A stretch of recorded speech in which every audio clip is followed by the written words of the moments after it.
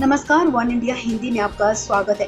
केंद्रीय पर्यावरण मंत्री प्रकाश जावड़ेकर ने गुरुवार को कहा कि प्राचीन काल से भारत में प्रकृति का संरक्षण और न केवल संरक्षण की संस्कृति है, बल्कि इसके साथ सामंजस्य बिठाकर जीना है।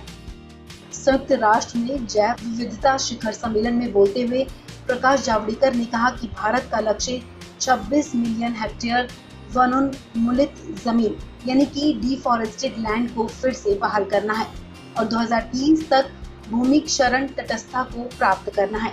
उन्होंने कहा, ये एक लक्ष्य है जो हमारी महत्वाकांक्षा को दर्शाता है। समाचार एजेंसी एएनआई के मुताबिक प्रकाश जावड़ेकर ने ये भी कहा कि कोरोना वायरस के उद्भव ने इस तथ्य पर जोर दिया है कि प्राकृतिक संसाधनों के अनियंत्रित शोषण को खाद्य पदार्थों की खपत और उपभोग पद्धति से जोड़ा जाता है, जिससे मानव जीवन का समर्थन करने वाली प्रणाली का विनाश होता है। उन्होंने आगे कहा कि यदि आप प्रकृति की रक्षा करते हैं तो प्रकृति आपको पसंद करेगी। India has enhanced the combined forest and tree cover by 15,000 square kilometer to reach nearly 25%. We now have the highest number of tigers, the Asiatic lions, and we have also launched Project Dolphins. India aims to restore 26 million hectares of degraded land and deforested land. We want to achieve land degradation neutrality by 2030.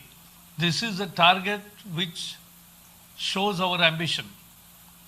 India has operationalized the system for access of benefit sharing provisions of CBD through a national network of 250,000 biodiversity management committees across the country involving local people, and we have already created 170,000 people's biodiversity register.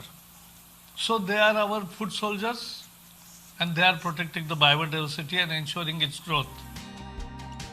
वहीं आपको बता दें कि पर्यावरण मंत्री प्रकाश जावड़ेकर ने पराली जलने से प्रदूषण की समस्या को लेकर गुरुवार को दिल्ली, हरियाणा, पंजाब, राजस्थान और उत्तर प्रदेश के पर्यावरण मंत्रियों और अधिकारियों के साथ वर्चुअल मीटिंग की।